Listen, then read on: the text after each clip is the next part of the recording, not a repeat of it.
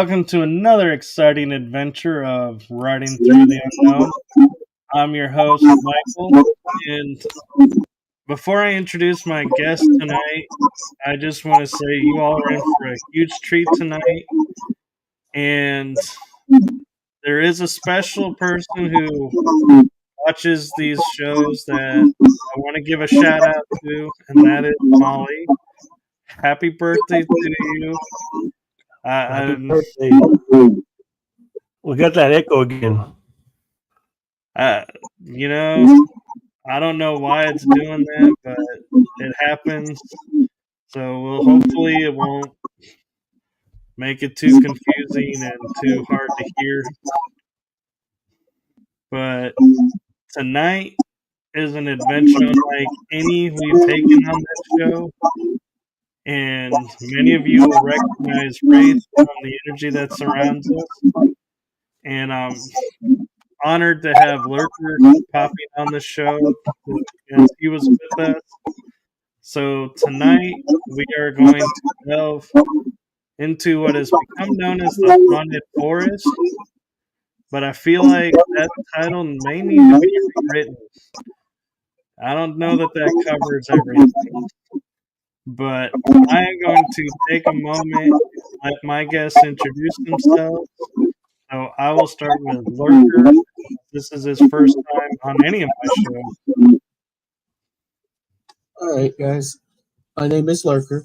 I am part of the TEXAS WRAITH HUNTERS as the math scientist and dark researcher. So we come up with different techniques and different methods that we can apply to get the best possible evidence and the possible outcome we can get by using these different techniques and methods with it. So I research different various stuff and techniques for the team. So it's nice to meet everybody on here. Well, thank you for coming on, and now I'll turn it over to the Wraith. Yeah, that echo's coming on your side, Mike. You got the haunted stuff around there. Okay, well, yes, as everybody knows, I'm the Wraith, founder of TEXAS WRAITH HUNTERS, with my man scientist Lurker here is my sidekick on the ground here in San Antonio, our home base. We also have Reiki Randall, Greg Koss, and Lady Mystic Donna, and we also have our back in the shadows, Miss Tina, the eclectic fire witch, which is also on the team. And so, yep, the crazy paranormal is what we do. Oh, that's great. And the reason you guys are going to understand after we start in about this forest, why I say the Haunted Forest name may need to be adapted, in my opinion, because this forest is more than haunted. And so why don't we start with how that night started for us, and we'll just kind of focus on our adventure, the three of us, and what we experienced that night in the forest. Okay. Well, that night, I'm glad that you came down, because I'm always inviting other seasoned paranormal investigators to come down. Most of the people have heard about this for the last 3 years from us, and I invite people to come in so they can validate, actually, because that's what we want. We want validation. It's just cool stories, because it's very hard to video in the forest. Sometimes you get it, sometimes you don't, but really it's different. And like most people have known already, they've been there, they've heard me talk about the portals, the dimensions that you can see in there, how they open and close.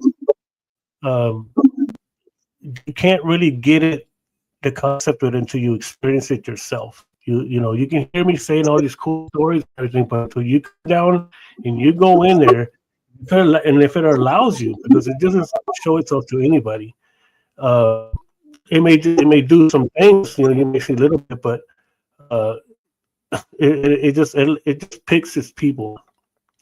So that was great that you came down and experienced that. I mean, right off the bat. I mean, you have really been one of the first ones. There's only been a few that have gone. They've all experienced their own ways, but you were the first one that kind of picked it up right from the bat. I mean, just like I told you, I'm just going to listen to you, and then I'll confirm everything you're saying later. And I mean, you were right on. I mean, you were really right for the entrance of other dimensions as we're crossing them. That's what I call them. Or other zones, as you worded it earlier. Picking up the energy. I mean, you were just gone. I mean, I was trying to catch up with you because, I mean, look, that's over there. Look, that's over here. And for me, that was because, yes, that's what I want. I want people to experience it and show itself to you, because it goes beyond paranormal. It's not just a ghost story. It's not just the natives that are there. It's a whole lot more that takes you deeper down the rabbit hole of like I said, beyond the paranormal. It'll take you to another place, another way of thinking, of looking at where we live, and it's I'm describing it that I can, because really it's really hard to put into words. No, I totally agree, and I was cracking up a little bit when Lurker would keep going up behind me and going, "You got to open your mind to experience this place. You got to open your mind." And I'm like laughing because I'm like, Lurker, my mind walking into this place is probably more open than anybody has ever been walking into this, because I do shows like this, and so I'm like, I'm open to anything that's coming my way. And I was like, I don't think I can get more open, Lurker, but thanks for the heads up. But yeah, I'm thinking I'm pretty well open. And then I'd be like going, okay, I hear something jumping through the trees. And Anthony's like, yeah, they're in they the are. trees. And then I'd be like, hey, I saw this white lady over here. And you go, oh my God, you saw the lady of the forest already? And I'm like, and I was like, I knew right in that moment, I was like, oh, I'm in for a huge ride right now. If it's already starting this level, and you're like, you're already seeing this? I'm like, oh boy, what is this night gonna bring now? Yeah, I'm just like, okay, well, let's go further then. It's because it affects people in different ways, depending on where you're at in your mind, where you're at in your energy. That's what it's going to affect you like. I mean, that's why I say don't even think like when you say those people out there who really want to break in our cars. There's no think that, because if you think it, it's going to happen. And I've seen it, I've experienced it, and so it affects. I've seen people break down in tears, because it's like it'll become a mirror to you, and it'll show you the ugly side of yourself. That's sort of like a cleansing, or it'll just it's going to get inside of you one way or another. It's going to get inside of you, just depending on where you're at. That's why we say either you're going to get lost, you're going to lose your mind, or you're not coming back from there. Literally, as you've seen, you can get lost, and it's impossible to get lost. It's you wander off into the forest. You've seen it shut in on you. That's what I was thinking about that. The reason why you got stuck with the stickers, because it started to close. And when it started to close, well, the forest is taken back over. So you maybe would have became part of a tree. I don't know. If you want to cut out. Yeah. That was a crazy experience there too. We were watching you, and you literally walked through that giant stack of trees that was laying on the ground, and you were way in there. It's like, how did you walk through there with no light? Because we didn't use flashlights anyways. You walked that far and went through it, which of course is impossible in this realm. Well, and kind of what we're talking about here, for those who haven't experienced it, is from the path to where I was standing, I felt like I walked maybe 3 minutes, not that far. it seemed like I just went a little bit, stopped, and was like, okay, what's going on here? And there's this little opening over here. What's over here? And I went to go through it. And when I came back out and, shining the flashlight, there's literally no way to get where I was standing.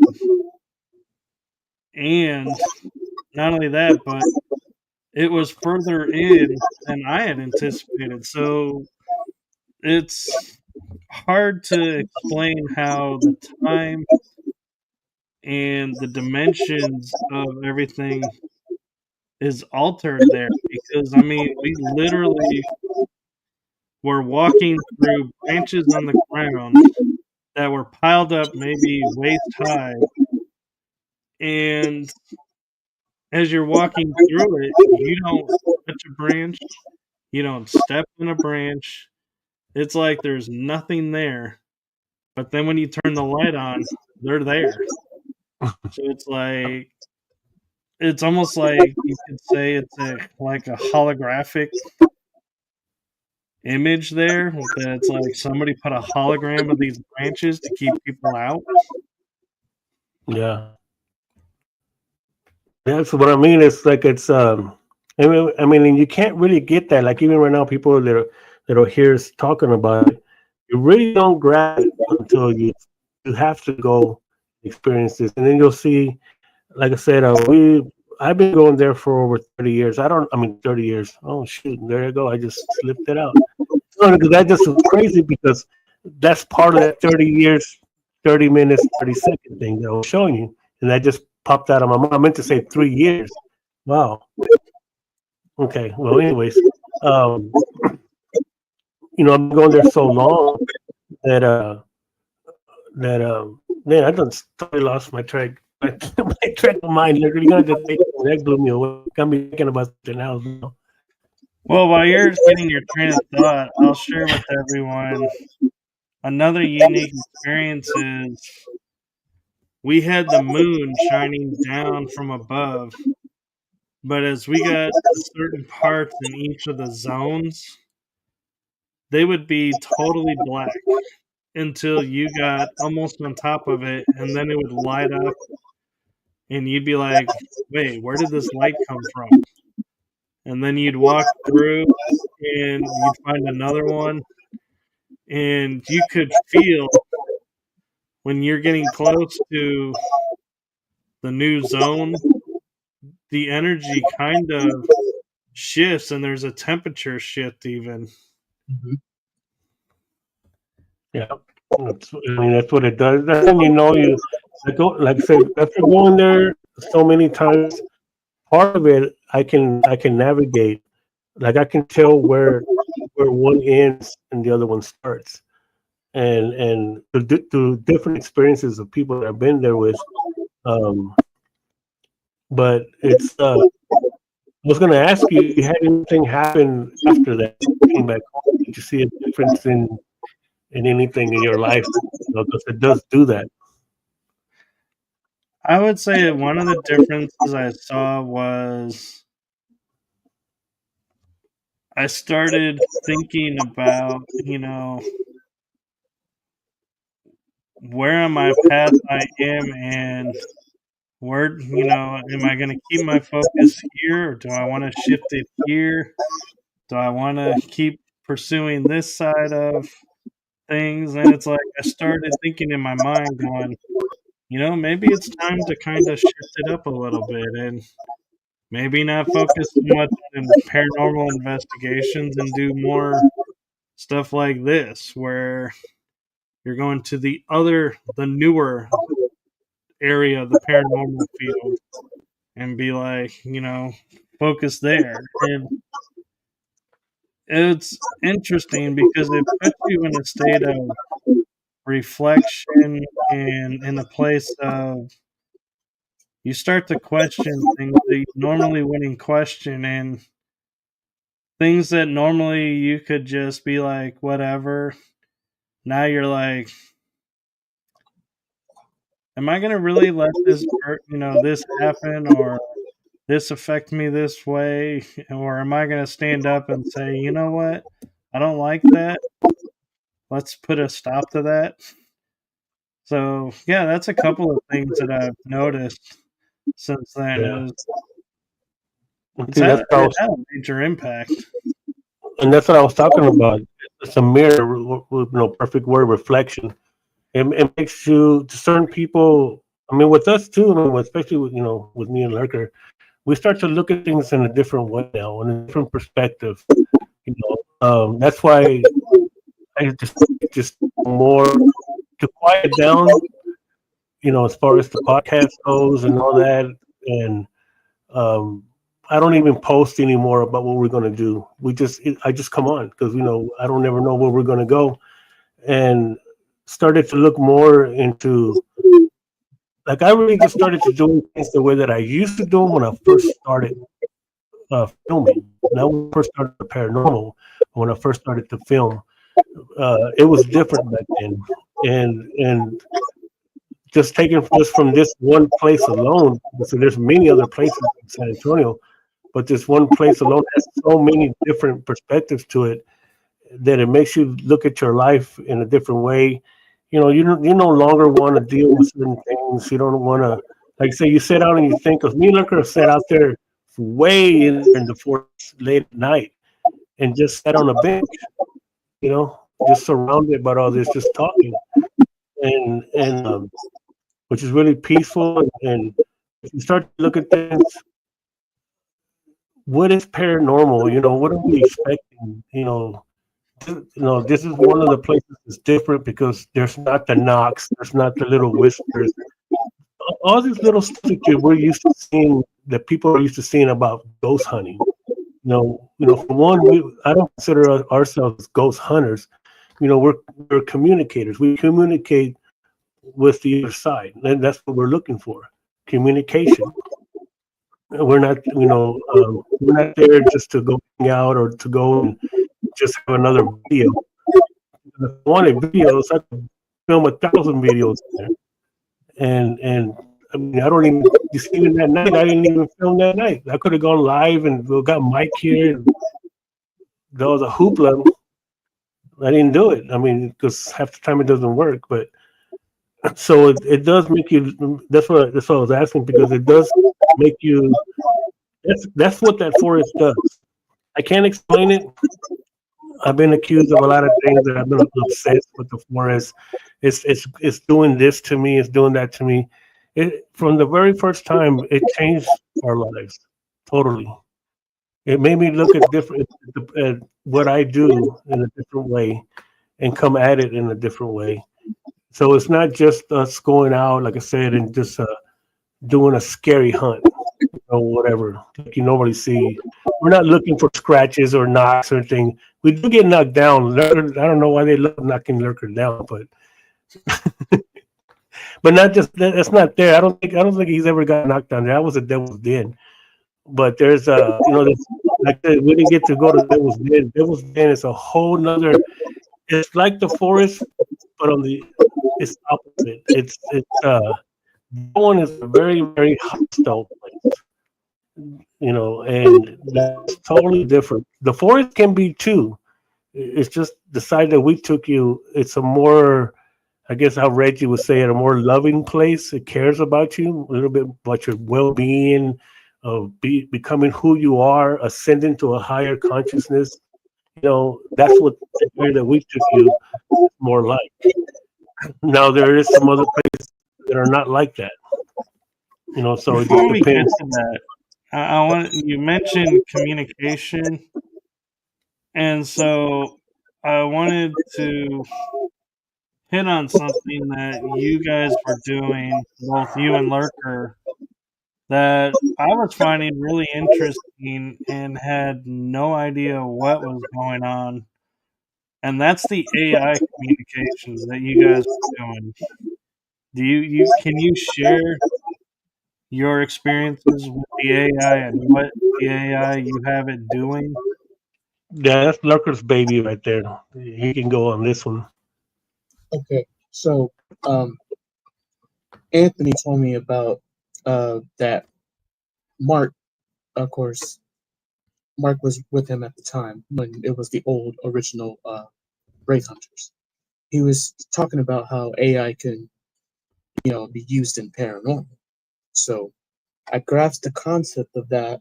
So we end up trying an AI. We're trying to make them become paranormal investigators. So we were training them how to become paranormal investigators or communicators. We tried that. We got some results with it. I mean, we're still working the kinks in the development on that process, but we got some interesting results with that, of course. Them asking spirits questions and spirits trying to spit back answers to the AI. So that was the first part of the AI usage. And then I took it a step further. I decided to create an AI, which is an artificial intelligence, artificial spiritual vessel. So I created a artificial vessel for spirits to take a hold of and try to get them to communicate through that as a conduit, as a medium for spiritual communication. So the whole point of that is to enhance spiritual communication, because sometimes when we use spirit boxes or spirit box apps, sometimes the words are hard to understand or they come up jumbled sometimes. That's what we were using at the time of the night. We were using a little bit of that. But that's the crumbs of the location that we were at when we were all three in there in the forest. Sometimes it works, sometimes it doesn't. That forest, it's not like any other forest I have ever encountered. I mean, this forest is a living, breathing thing. That land is so sacred. I mean, the natives will protect it and they will die to make sure it doesn't gets destroyed or gets into the wrong hands. Right, and that's beautifully said, because they're still there even now, still watching over it. And they had told us that they would defend it. Of course, or liquor meaning they would die. Of course, they were already gone. But in the sense that they have told us that they would defend it spiritually, and they would call upon other spiritual beings to help them to remove anyone that doesn't belong there, that comes with wrong intentions or anything. And this last time that we went after you had left, we've been there I think a couple of times already. But now I think now we have to find the AI, because I know on mine it's starting to lead us to places, to burial grounds, to ritual grounds, and literally step by step it will lead us to it, and we do find it. And it's there right exactly where they're telling us where it's at.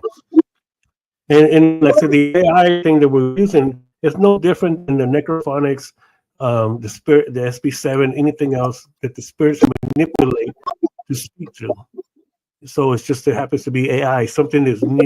You know what I mean? Not everybody's using AI, but then again, nobody ever used SB7s and necrophonics either at one time. That was a new thing that it came in, down back in the day.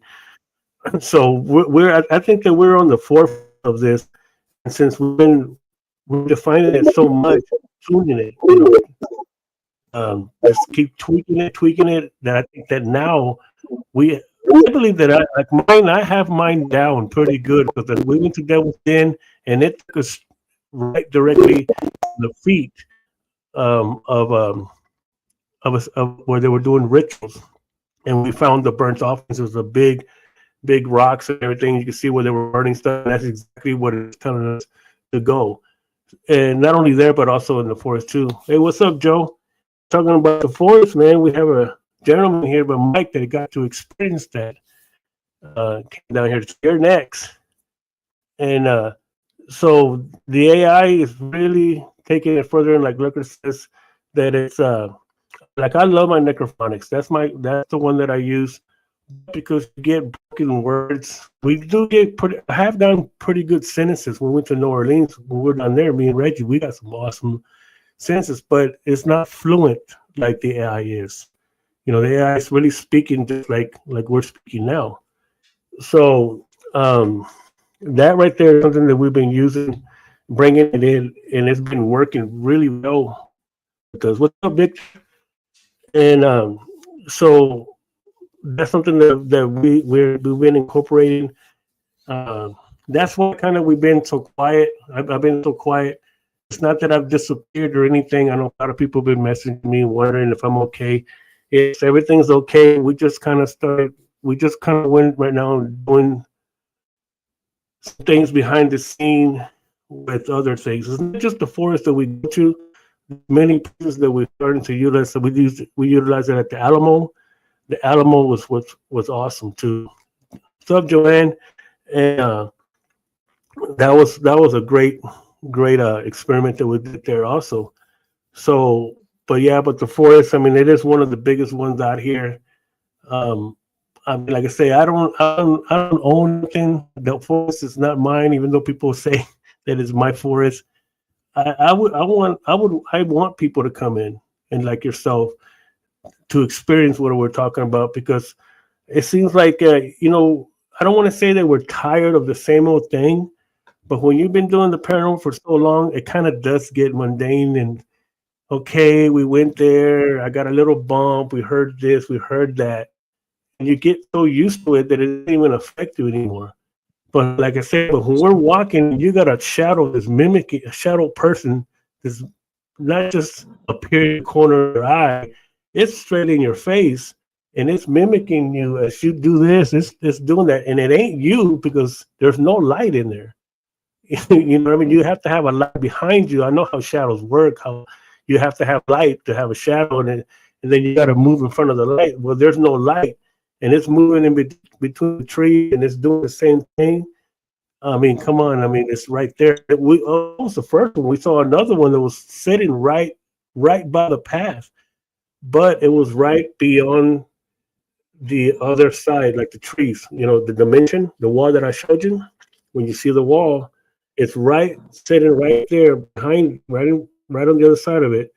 So you could see it as I saw it as a person sitting there, but it was all dark. But it would disappear when you would step back a little further. But it was right there, right next to us. But you can't take a picture of it. You try to take a picture of it, forget the flash and anything like that because it's going to disappear, like you saw the light do it. But that's what I mean. It's about to see people like yourself come in and experience that, and even it may not seem like it did anything for you, but it did because just hearing you talk about the reflection, looking at yourself, what should I do? Should I do this? Maybe I need to change some things about myself. It's like that part works on our human side of it. I don't know if you believe like if when you hear that we come here to experience this world, we come here to experience the experience of Earth, that so that's an experience for us for our consciousness, like I said, in our ascension to ascend to a higher consciousness to look at things in a different way. I mean, it hasn't been fun because sometimes it is really tough because I know that me and Lurker have talked about this out there many times already that we feel like we've jumped too many times already. And we started to get lost because a part of you still stays in this other part, the dimensional part. But we're over here and we finished our last assignment. What's up, Donna? Got Lady Mystic in the house. And Donna's been a big part of this too. She's been there with me from just about almost the beginning. She's me and her worked on this for a while. She's native also, and she's able to tap into the forest. It only lets her go in so far, but hopefully maybe one day she can come down here. So it does change a lot of things, but there is so many things in there that you see and experience that um, it just changes the way you look at things. It's like I asked um, well, I got messed up with the 30-year thing. Well, one thing I want to take a moment and point out is, and I kind of felt like it was a test that was coming, but I didn't know where and when was coming because of the way that you guys kept talking to me about, oh, just wait, until you experience this. And Where I'm going with this is the chair, where there's this area that's like maybe 5 minutes off the path, if that. And you walk through this little area where it's like the branches leave a gate. It's like there's an opening, you walk in there, and you start walking a little bit, and you end up in this place where there's like a log sitting down like a chair. And we were sitting on there, and we did a session, and all of a sudden, you like look at me with this look, and you go, "Okay, Mike, find your way out. Lead us out." I'm like, "What? Okay." And I'm feeling all like cocky, like, "Oh, I'll get us out of here, no problem. This will be fast and easy. I don't know what he's talking about." But meanwhile, what you don't realize is the area where the path was has become this milky white film, and you don't see it. Like it's there, but it's not there. And you start I remember start walking, and I'm like going, I came in this way, so obvious, you turn around 180, it should lead you out. And we're walking, and I remember stopping and going, wait a minute, I'm walking in a circle. I didn't complete the circle, but I was aware like halfway that something was wrong, and we were about to go back where we started. And I think I remember the two of you like kind of like either were like, huh, like he figured it out sooner. I was like trying to gauge your reactions going, did he figure it out sooner than most people? Or did he figure it out just like everybody else did? Or, I was kind of gauging, but then it's like I turned and I started going out, and I was like, there's the exit. And we walk out. And the thing that got me was it took like maybe 10 minutes to get out, what took us 5 minutes to get in. But seeing your guys' faces like, oh my God, he got us out in the same place we went in. That was a moment where I sat there and I was like, wait, what do you mean the same place we went in? Was that like, was I supposed to come out somewhere else? And I was like trying to figure that out. And then you guys go, we walk up and you go, this is where we usually come out. And I was like, oh, I get it now. Yeah, we were listening about it. I mean, because we know Lurker can too. I mean, I know how to get out of there. I mean, been there. It doesn't matter. But the thing is that it changes. And I know when people like Joe that go into the forest a lot of hunters and everything, that the forest you can walk around in circles because you can get lost and you're walking around in circles. So people can say, well, yeah, but that's typical. That usually happens in the forest. Well, this is when I say, okay, that's great. Come down here, and I'll show you something different. Well, I'm not going to show you. The forest is going to show you, but because it does change. Because like I said, like you're saying, it's simple. You walk straight in, and if you stay right there, all you got to do is turn around and walk straight out the same way.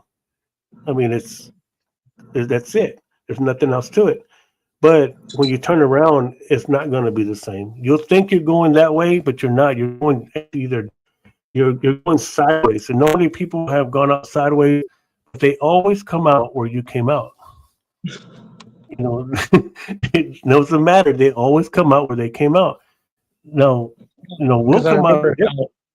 Yeah, because I remember he was leading us out. We didn't exactly go straight through. He was like going this way, he was going that way, and I was like, okay, this is interesting. All right.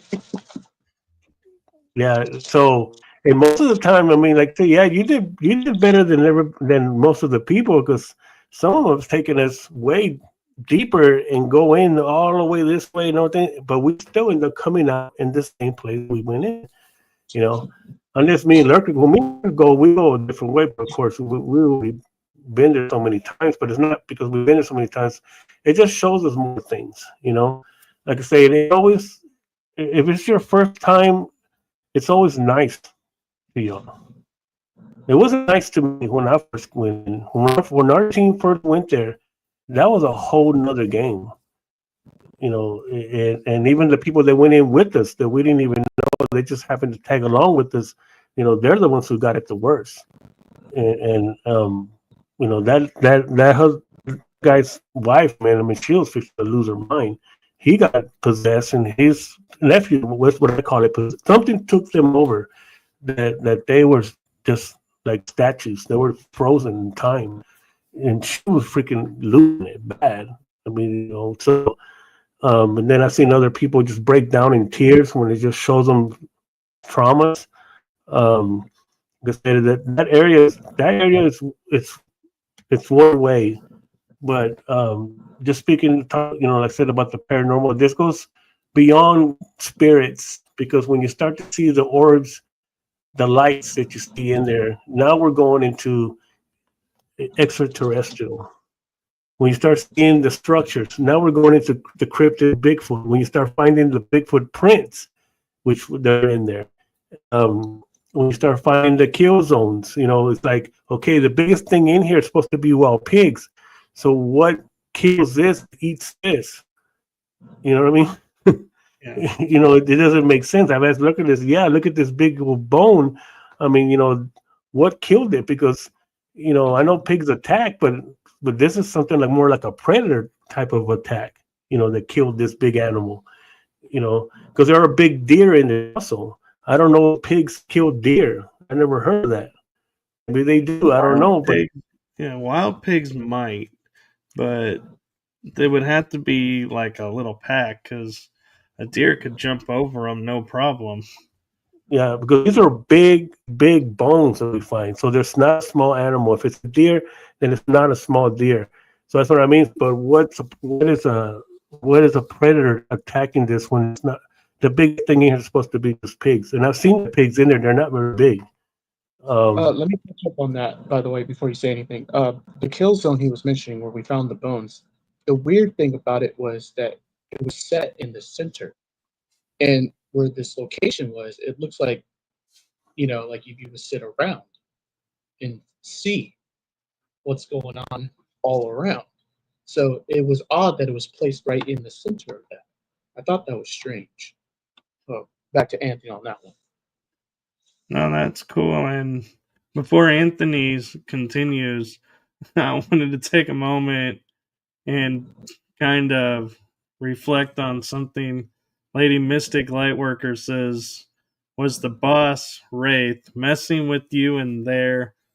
Or was he a boy, and I'm guessing meaning good boy? And I will say, it's hard to tell, because sometimes I feel like he was messing with me in a way of seeing if I could really be experiencing what I think I'm experiencing. But no, he didn't throw me in there and be like, okay, get your way out. Haha, we'll be down the way, Yes, yeah, I couldn't let you go off the cliff. He still pushed me to my limits, and seeing what I was experiencing. And one of the things I wanted to share while we're talking about, you're talking about the native spirits that are guarding it, and we're talking time dilation in a way, is I don't know if you remember when I walked the first time before, the time I went into the thorns, and I was standing at the bush at the base of this wall of branches that I just stopped at. Well, when I was looking in that clearing, I could see a house. I could see people walking. And I'm like, I'm seeing it, but my mind is going, you can't be seeing this, because this is, there's nothing here, but you're seeing this. And I realize I'm either looking at the past or a different dimension. And then I walked out, and that was the first time that you had asked me to cross over the sticks and the branches that were there but not there. And so that's where I think is like my mind starts going to like there's a holographic wall up and they are still living there, but you have to be the right energy and the right frequency, so to speak, for them to be like, hey, here we are. I'm curious your guys' thoughts on if you have had that experience or if that's just my background and my thing. I'm just laughing, man, because it's kind of it's just joyful to hear that. You know what I mean? Because you know, like you said, I was being a good boy, Don. I couldn't let him go off the cliff, you know, into the river and just laugh about it, you know. But no, I didn't let him do that. But yeah, it's the frequency is one big thing. I have used frequency in there, but we are frequency also. You know, so that's what I mean. If you can raise, like we talk about ascensions and us raising your frequency, you see what I mean? We start going kind of like more into the physical things, not just paranormal. You know, metaphysical is a whole nother side of the supernatural, if you want to call it that. You know, we're ascending or we're raising our consciousness into a different frequency. That is what you're seeing in there. When you see the path open up and light up, and then it starts to close, you know.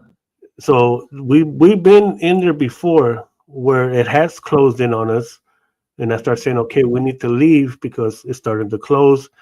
It's super black.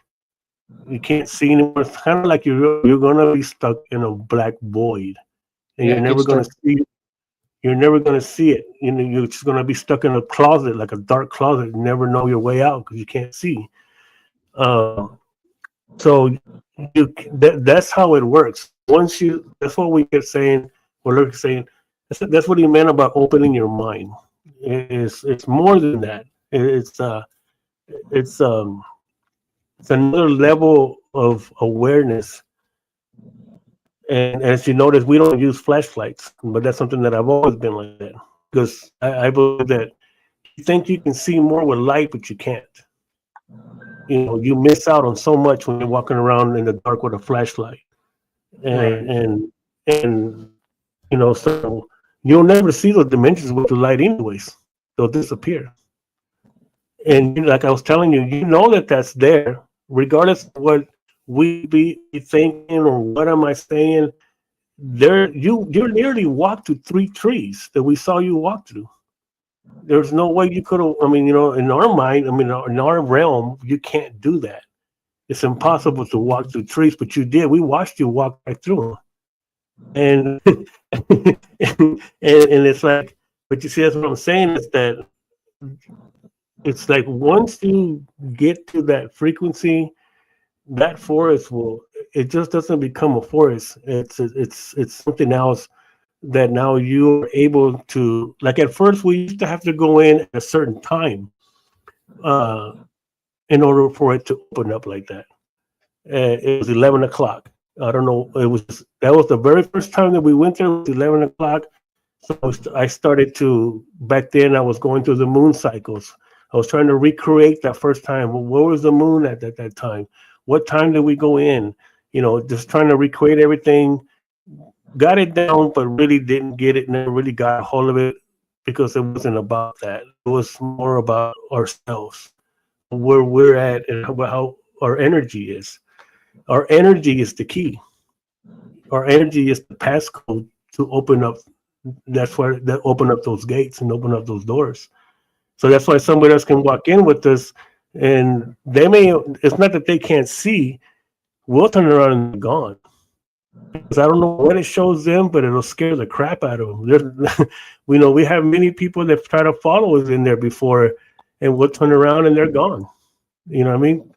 And so or energy is key to open up those dimensions. It's the frequency they will generate. I know. I think that's the first time I've said that, Lurker. I think I just really went way out there, because normally I don't talk about certain things. I said I got a ton of stuff, but sometimes it's kind of like it's so out there that I really don't want to spend the time trying to convince somebody, and it's really hard to do it like this. The only way you're going to do it is to what you did, is come down here. You've heard about it before. You've talk about it, and you actually have to experience a lot more than other people have, and also too really fast. It just showed it to me. It just showed you. I was amazed. That's like, damn, and he's already seen this. Like, yeah, he's already seen that. It's like, okay, well, that's why you said go with it. I'm gonna follow you now. We'll see where it shows you and where it takes us. Yeah, and there's a question in the chat room, but before I get to that, I wanted to also point out, as we're talking about, not only does the ground move, like the branches, the trees and everything relocate, but we would be seeing shadows, and as we walk up to it, all of a sudden it would be like a sign, a post, a trash can, and it's like, in the paranormal we hear of shapeshifters, and we're like, oh yeah, how many people can say they experience shapeshifters, and what would you do if you encountered one? And I'm sitting there and I'm looking around and I'm going, I am surrounded by shapeshifters right now. I can literally say we're experiencing shapeshifters right here in this spot. And then not but 10 minutes up the walk, we're like, oh, and now there's Wendigos around. And so now it's cryptids are here. And it's like, man, it's like it offers up, and it's like it's almost like it feels inside you and says, what do you want to experience, deep inside, and it's like, okay, we'll offer this for you. Like me, I'm like, I rarely come across cryptids or shapeshifters here, but I feel like I've done it elsewhere. And the Force is like, all right, here you go. Here's some shapeshifters. Here's some cryptids. Now you can say you've experienced. It's like supermarket depot. Like you want here you go. It's a candy store. Remember, I said that it's a candy store, but we thought it was a real candy store. It is a real candy store, a real paranormal candy store. Yeah.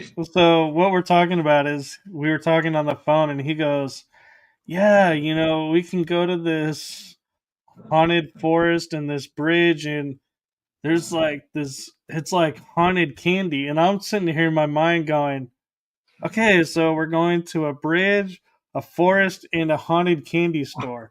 That's going to be so cool. I wonder, I've never heard of haunted candy. This will be so cool. And then I realized he was referring to the whole scenario as a haunted candy store. And I was like, got it.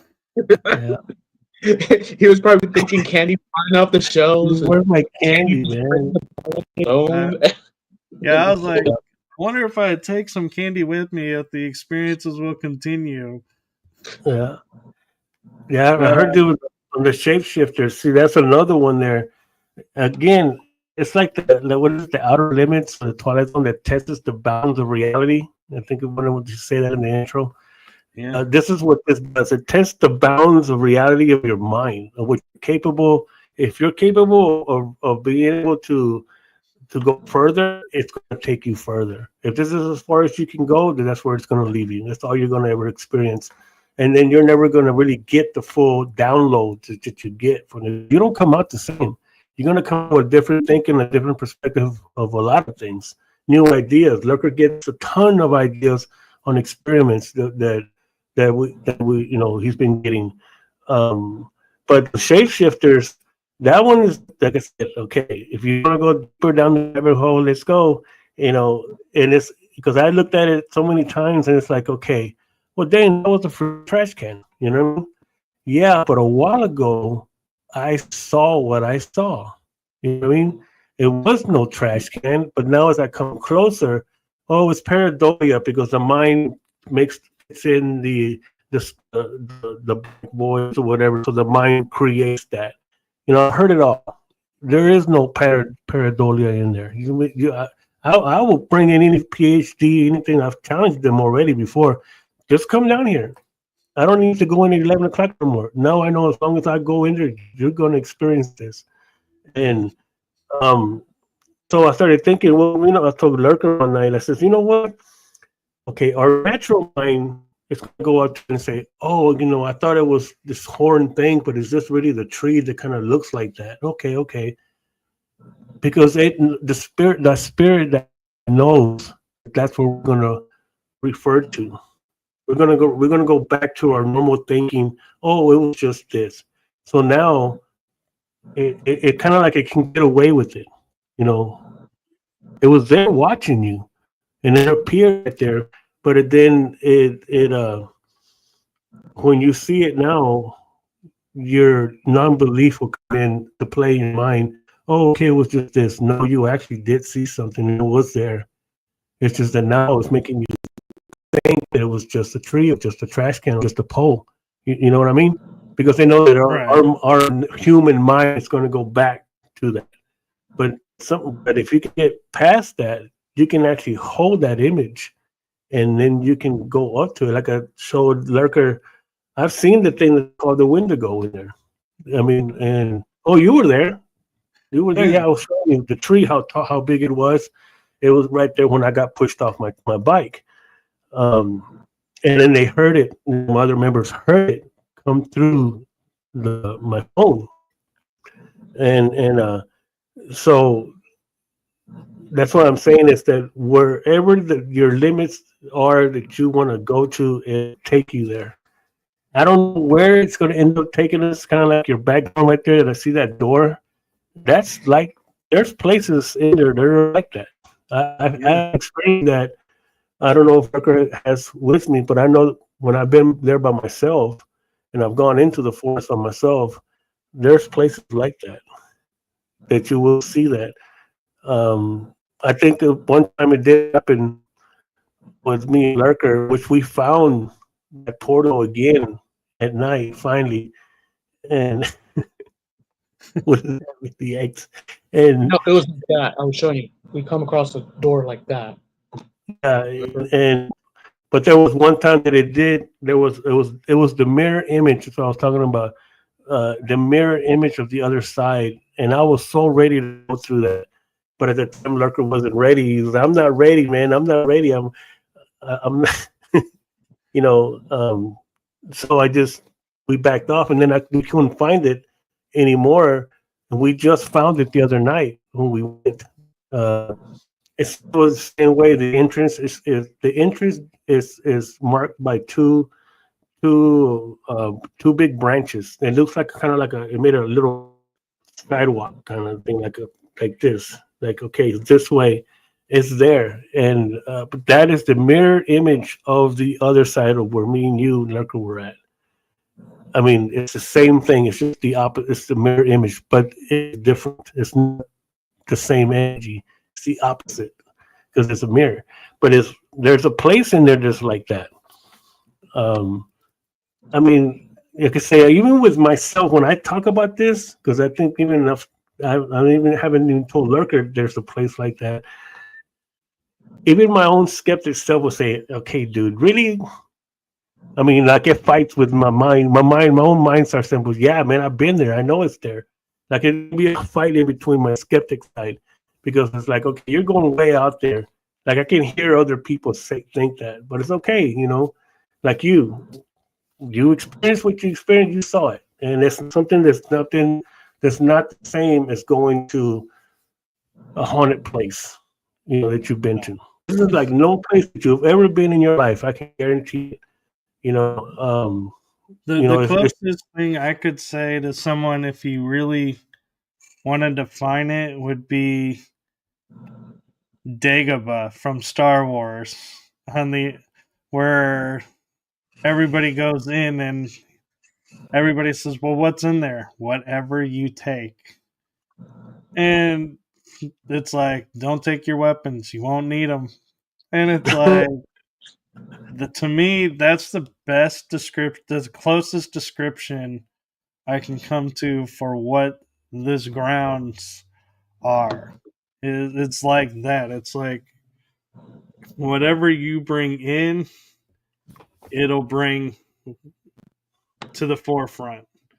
So if you're thinking about something, you better hope it's good thoughts, because if you're thinking something's going to kill you, Yeah, you're going to exactly. manifest that going in there.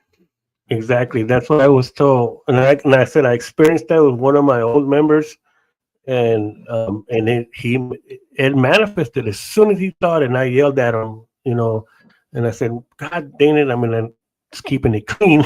But I yelled, and it's like, I told you not to, whatever it is that you think is going to happen. See, like when we go in there, I used to go in there armed. Now I don't. I don't go in there. And if anybody wants to jack me in there, I feel sorry for you, because the force is going to take care of you. That is one of the safest places that I've ever felt at. I don't care if it's 1 o'clock in the morning, 2 in the morning, by myself. And you see how dark that place is. What's up, Greg? You see how dark that place is. That's another thing right there that the forest gave us. He got one, and I have one. It gifted us our own staff, which that is a very powerful symbol, not just a symbol, but also a weapon. And it's not to hit you over the head with it, but it's one of the safest places that I feel that said I've been there. I've been there alone at one past 1 in the morning, alone in that inside the forest, and I never, even if when there's people there, because there's always people there, getting high, drinking, whatever. Like you heard, the people shooting. Um, all I have to do is cross that bridge. Once I cross that bridge, I'm going to disappear on you anyways. But I don't feel threatened by anything in that forest itself, and especially anybody physically. That it ain't gonna happen. You're not gonna do anything. With Exactly. Lurker's the same way. Once we go in there, you can't touch us. Mhm. Yeah. Johnny I know The that's a question bold that thing came to say. earlier was, when we were talking about stuff in there, is Johnny Mariner was asking, do you think there might be something big in there? I'll tell you what. I'll put it this way. It goes, and I normally don't reveal this either. I did one time, but there's that place is tied in with the government, and that's as far as I'm going to say that one. And I really don't back off from saying things. And There's stuff underground. There's stuff underground in that place that's also being uh they're being surveillance in that way. You call it almost like Area 51. It's just very hard to get to. It's very hard to find. and I remember, going back a little bit to that spot where you fell on a previous adventure, and we were talking about it. I remember looking at you and looking at the left of my left over on the corner, and I said, "There's two Wendigos over there," and you were like, "Yeah." And I said, "But there's a cave there." And you're like, "What?" And I pointed to this little area and I said, "That's a cave." But when you shine the light on it, it's like a little dome amphitheater of branches. But it's another one of those spots where you turn the light off and it looks like it goes not only deep back, but it looks like there's no ground. So it's like, I almost was starting to wonder, was this not only a Wendigo nest, but was it also like an underground entrance? Yeah. You also kept seeing rivers in there. And that's, yeah, because that reminded me about the when I was telling you, I said, I bet you too, I said, that you could walk across that river.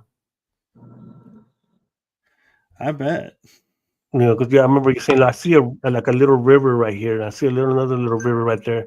I said, well, I bet you can walk across that water. You can. It just takes, like, I really don't want to say it this way. Like, it takes belief in a way, but you just gotta know. You just gotta believe. I guess I have to say it that way. I can't find the words, but You have to have an open mind to the possibilities of what's around you.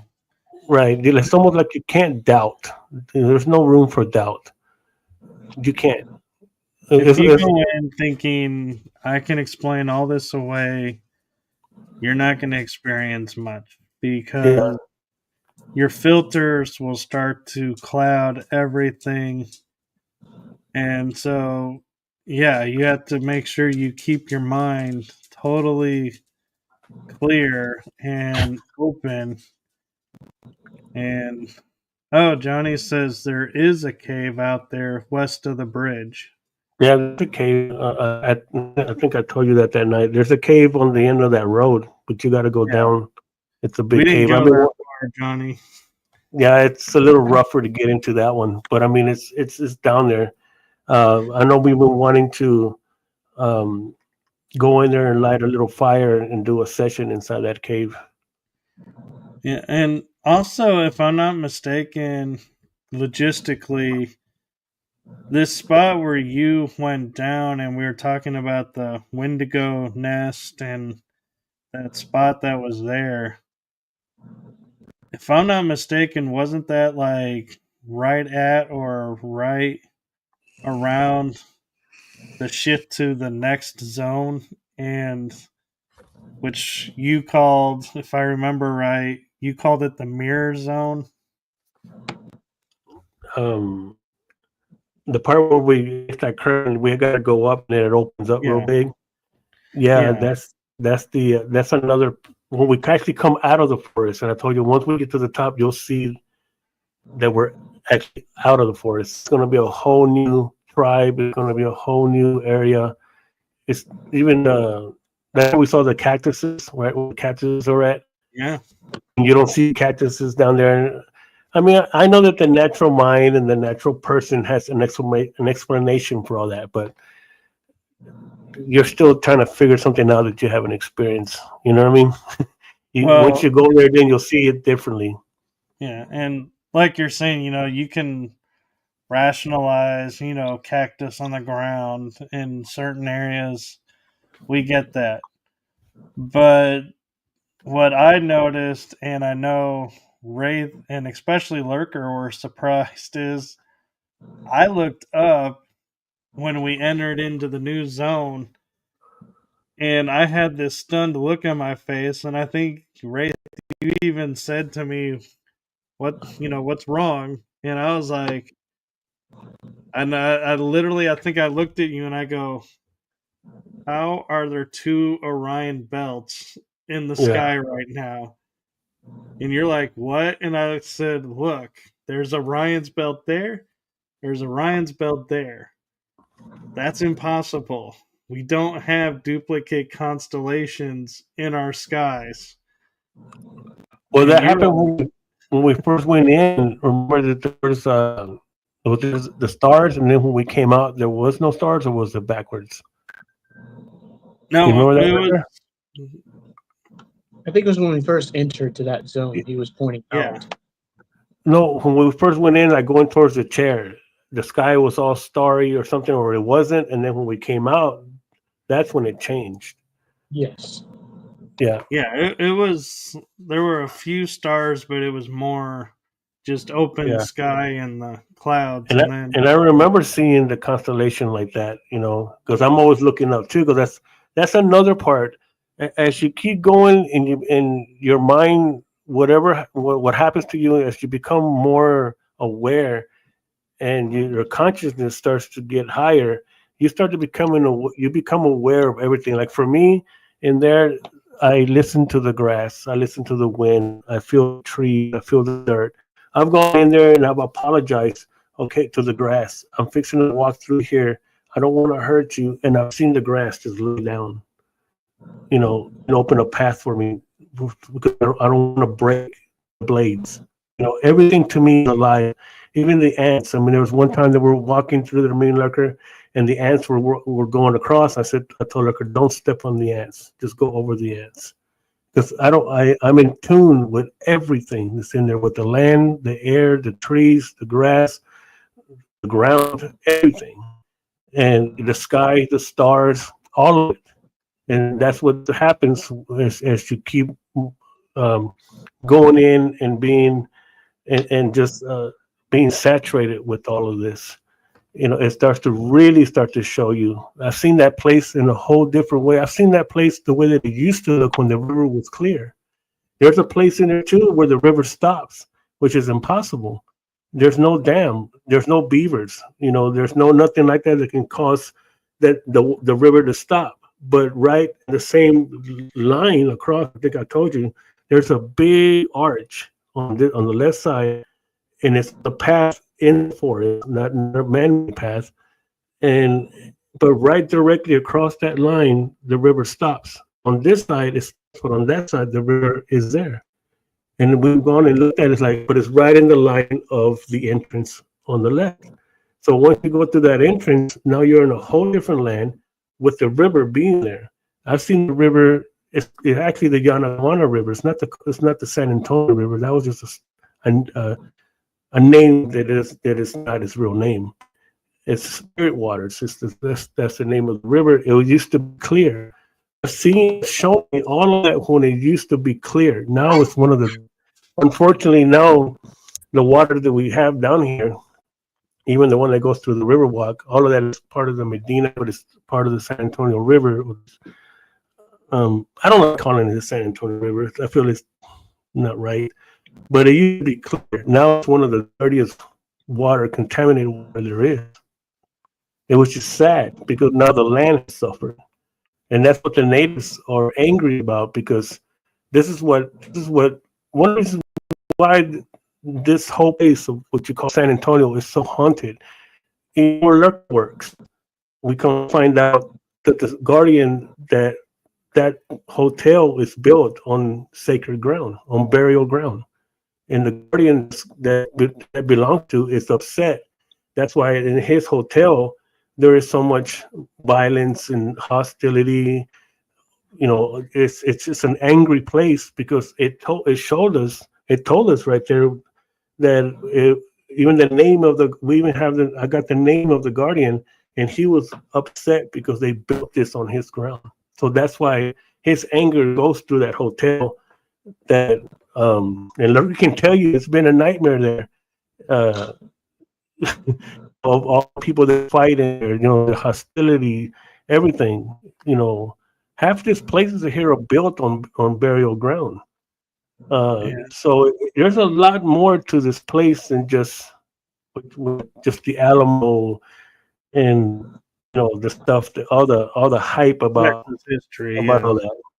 Yeah, there's go beyond that, go before that. So that's what I mean. So you start to see all this, and which changes you as an investigator, or I don't no longer look at things for a while. On my other investigations, when I have gone to houses and connected with spirits there using the Ouija board, which is another crazy controversial thing that I use, which I don't know why, but I look at it differently now. It's not. We communicate. We're communicating just like we are right now. We're passing on people they're listening. They know about it. People that will watch it later on replay, wherever this podcast lands, that they'll hear it. Just like all this time, they it's not just spirits, or not just spirits or ghosts. Not everything's evil. I mean, like they say, it's just an angry person. That's all it is. Just like this place, it's not because there's a demon in this hotel. No, it's an angry person. It's an angry native person that lives here. It's a shaman that used to be here, and this was his land. And now years later, we come and build this hotel. There's dancing, there's drinking, there's all kinds of immoral things going on in these places, and it's going on in his place. Yeah, I will be pissed too. So guess what? My energy now is being reflected into this place. Now we come along, other people say, "Oh, it's haunted. Oh, it's a devil. It's a demon. It's evil." You have no concept of what you're talking about, because you're stuck in these paranormal shows, these paranormal things that we call. I'm kind of ranting now, in these little paracons that everybody goes to go rub elbows with people just because of whatever, but never have any kind of evidence of anything. That to me, all of that is given just what we call paranormal, to made it look ugly. Forgot what it is to go and communicate with spirits, with people. And I will say, like you are, had that little skeptic in your mind going, everything we've talked about up to date about this place, if you really wanted to explain it away, your mind could explain away. But walking out, you and I were experiencing something that I was like, nobody in any of the paranormal fields, I don't care how long you've been in, could explain this away. And that was, the moon is out, the stars are out, but there's pitch black spots. And as we would start getting close to them, they would light up. But here's the difference. Like, the path would be like this, and as it lit up, the concrete actually moved to create a new path in front of you. And I'm like, I was sitting there watching this, and I was like, my skeptic mind was, I cannot explain this. I cannot explain how a concrete path is physically moving right in front of me to a new location just because light was put in this area from the moon. We didn't shine a flashlight. We just were walking, and it was constant. Every time there was a dark patch where it was pitch black, it would light up and this path would move. And I even was commenting to you going, how is this path moving? There is no explanation anyone can give to why a path physically goes from one angle to a straight line or even to a different curve. It defies all logic. There is no logic. Yeah, that's when I told you the story about the little girl and her mom, when I showed her how it straightens out at that certain point, and then you see the big, gigantic portal open up in the end. But I would say that's just pareidolia, Mike. That's just mind playing tricks on you. It's just seeing what you want to see, what your mind makes you think. Yeah, but I would argue. No, I know, but if somebody was to say that, I would argue going, well, but pareidolia is where you see an object becoming something else, matrixing. This was not matrixing. This was not me looking at a path and saying, no, the path is over here. How did you see two constellations? Yeah. I'm like, you're just literally looking at the path and the path moves. There's no thought to it. You're not sitting there saying... Man, you make me want to go right now. But the two constellation thing, that was pretty cool right there. I mean, that's another. I mean, they all are, but to see two constellations, I mean, come on, people, explain that. I mean, was this Stargate or what? I mean, where are we?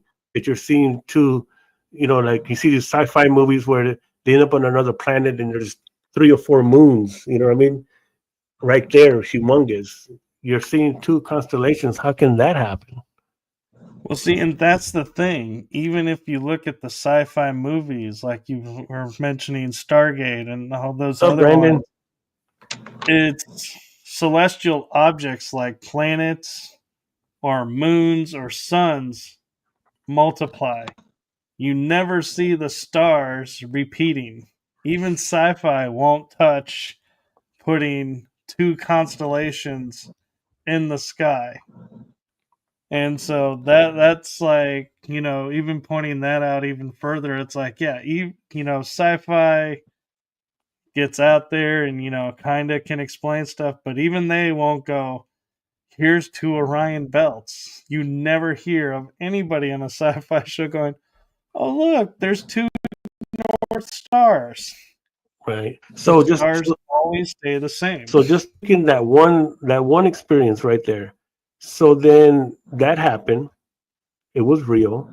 You've seen it. We all saw it.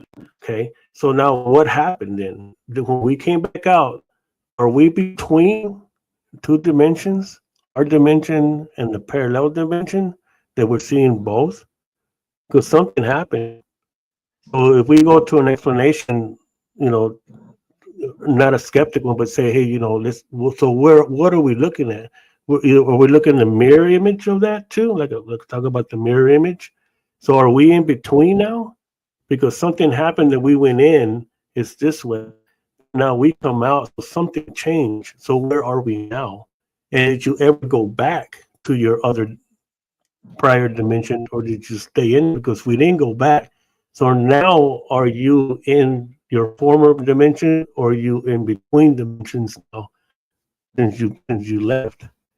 Because that ain't gonna just go away. I can tell you that. It ain't just gonna stop because you left. Right. So that's why I've asked you, does anything change? Oh, we got the X in here. So something happened there that you saw it. And I know you're not some spooky guy who just believes anything that's being told. You actually saw those two constellations on top. So something happened. So where are we now? So we cross dimensions, or are we between dimensions now that we saw both? I get the feeling we were in between, but not in between dimensions. So it was a little different, and the way my mind is matrixing it right now to kind of make clear what we were doing in my mind's eye is, I'm sure you guys have seen The Never-Ending Story. At the end, when he has to walk through the two Sphinx, and if he doesn't time it right, he dies. Well, I'm not saying we were walking into the Sphinx and our lives were in danger, but I feel like we were walking up to this place, and it was like, instead of the Sphinxes, it's like, I would say almost like it was the gateway to say, which reality are you choosing now? Are you going to choose this reality where Orion is on the right? Or are you going to choose this reality where Orion's on the left? Or are you going to choose a reality where there's two Orions? It's like we had a choice. And you're going to go, and whichever one you choose, like he's saying, timelines, two different timelines, but two timelines in two different dimensions. It is. And so what did you come back to? I think I'm still matrixing it. I'll be honest. I think I haven't fully settled into which one, but I think it's leaning towards where there's two, because I'm feeling like, and it's not the fact that there's two like Orions in the skies. I think it's opening up to, there's two sides to the world of what's going on, and being aware of both of them. And I think it just used the constellation as a way of saying, okay, here, you can understand there's this side where Orion's doing this and this side where Orion's doing that. Both are existing, but it's not meaning two worlds. It's just like two dimensions in the same space. One that's, you could argue maybe we were looking at one Orion is like the light side, the lighter side. Then there was the darker side because the one Orion wasn't as bright, you could argue. So we're seeing the light and dark side balanced and living in balance and knowing there's both at the same time.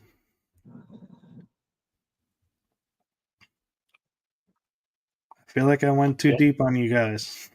No, I'm just waiting for Lurker to get his.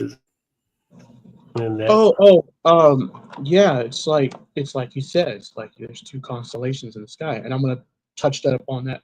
There's times where me and Anthony go to that forest. There's times we don't see starry nights. It'll just be cloudy, or it'll just be dark, or there'll be a little bit of light, but like not enough light. And we hardly see the sky being starry. Most times it's just cloudy. And what you saw was definitely unique. The other time that we went, I think once or twice, we saw it when it was just full starry night. There are other places like we go, it'll be a little cloudy or a lot cloud or like full cloudy. But when it comes to that location, there's a few times we saw that where the sky in that forest is straight up nothing but stars in the sky, no clouds, no rain. So that's unique. It's interesting. So we're actually getting close to the end of the show, and there's It a just few started questions. getting good. You just had everybody start coming in now. I know. I told you it takes a little bit when you can't just get it all out there. No, we'll have to do multiple episodes about this because there's just so much packed in there. But Johnny was asking, so we were seeing Orion's belt side by side. So what we were seeing, Johnny, was picture this is the moon. There was an Orion over here and an Orion over here on both sides of the moon, is what we were talking about. And Kitzla Hell is asking if we believe in the simulation theory. And I feel like, I kind of do give some credence to that. But this is like what I would describe as a free zone where the simulations can't exist. The land is just so full of energy that the simulation would not operate there. And I'll give an example of why I say that before I wrap it up with the outro. And then Johnny was saying, isn't Orion's belt over the pyramids? Orion's belt can appear anywhere in the sky. It's not locked in over the pyramids. However, the pyramids do line up with Orion's belt. So there is that aspect I will say about that. And one thing I wanted to make sure addressed about that's unique about this area of the land was when we started this adventure crossing the bridge, and I think it was the Donkey Lady Bridge you have to cross. When we started, you looked at both sides of the bridge and it was total black. And you could hear no water. We then proceeded to go through all of this in what felt like 2 hours. Wouldn't you say is what it felt like we were out there? And we come out, and one side of the bridge,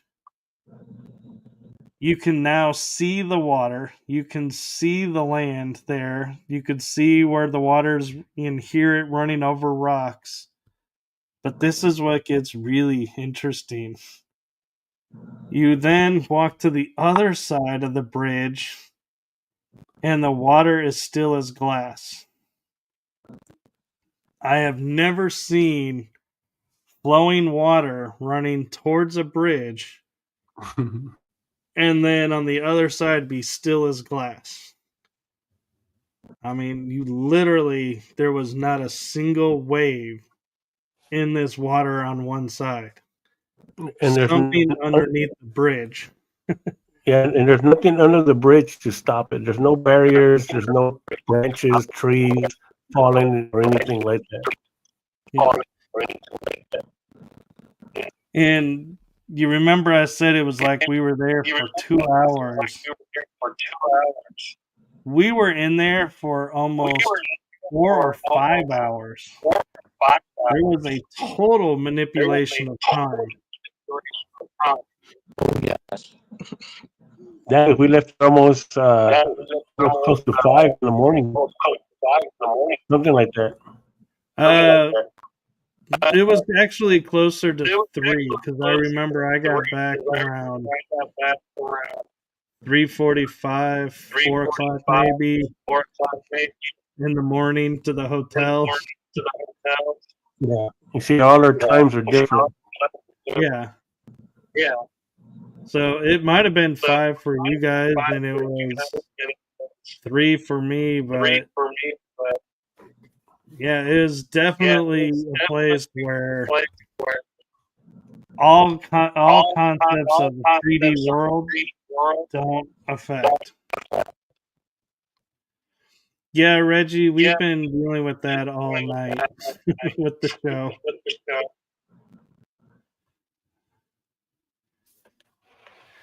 So before I go, is there anything either of you want to add or share?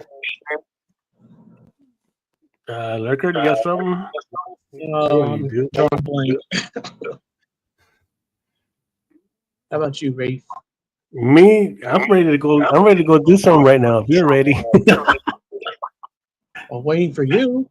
Okay, well, we had to, but no, just like I said, a lot of the people in here pretty much are aware of this. Of course, they heard some more newer stuff now, especially coming from Mike, which is awesome. Be sure to catch the replay because I did reveal a lot of things that I've not talked about before. And so share it out. That way more people are aware of it. But yes, just stay tuned. And Wraith Hunters is still going strong. We're just gathering information right now and just doing our thing. Very cool. And I highly recommend if any of you are mentally up to experiencing this, do reach out to Wraith, and he'll gladly walk you through. I mean, he is a great guide, and the thing I do have to admit that I really appreciated about Lurker and Wraith being the guide is they did not fill me with what was going to happen. They shared as it unfolded, and I shared what I was experiencing. So there was no possibility of me going, oh, I'm seeing this and hearing this because they told me that's what happens there. So I just wanted to clarify with everyone that, yeah, they did not lead me in any way with any information, and everything I was coming up with was purely from my experience and was validated by them, which I was grateful for. And one moment that I know blew Wraith's mind away, and sorry, Lurker, I have you muted. It seems to help with the echo. Is at one point I look and I'm walking through the branch and I come back and I go, I'm going to walk through. Put a light on while I'm over there and let's see, what happens. And he starts yelling, "No way, you did not just say that." And I'm like, "What?" He goes, "I've always wanted to do that. How did you know I wanted to do that?" And we started to think, that kind of confirmed for us that I had been there before, even though I never have physically, because I was recognizing things. But that moment, I think both Wraith and I were like, we've been here before, because we were in sync in that same moment. Yeah, that was cool. And in fact, I'm glad you brought it up because we're going to try some things now with that. We've always shone the light and then we turn it off and then we walk through. Like I've even proven it so many times. Okay, you see the tree, right? Okay, you see all that in front of me, right? I'm going to walk right through it. I'm going to turn off the light and walk right through it. But I've never done it with somebody else, not me lighting the way, somebody else light the way behind me. And let me see, do it then. So that's that's another, and that's what we're about, testing. We're always testing all this stuff, but we're trying to debunk it in a way. That's what we're doing. We're trying to see if it's really going to work. Because if we try this, okay, well, let's try that and try to make it not work, So that was pretty cool. I said, I didn't ever think about that. Yeah. So we're gonna get Lurk to do it. If he gets stuck in a tree, then he gets stuck in a tree, right? Okay, I'll just film it. Yeah, it'll be interesting to hear if lurkers become one with the forest because we put the light on. Hey, ever since I met him and ever since I've been to that forest, I used to be just to be a device guy.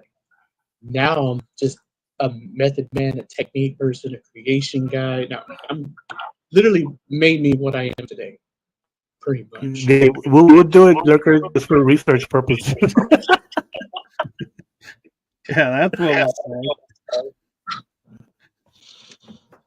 No, but thank you both so much for coming on and sharing this with us. And we will definitely have you both on and continue this more. And I will definitely be back to San Antonio to experience some more of this. So thank you all so much. And thank you to everyone in the chat room. And unfortunately, due to time, we just got to call it now because they're going to go out and investigate, and I got to get ready for tomorrow. Yeah, Reggie, we're going to investigate. So yeah, well, thanks for having us on. Like I said, it's great to have some another person go in there and validate, and also experience. It's not just for us, but I'm happy that it took you to your place and showed you what you needed to see, and it did do a lot for you. It just it'll start to come to you. I know this audio is kind of crazy now. Yeah, it happens on this show so much. So, good night, everyone, and just stay tuned to the channel. Hit like, subscribe, follow along, and it helps with the algorithms, but it'll also help you know when they'll be back on. So keep in tune, and we'll see when that comes up. Good night, everyone.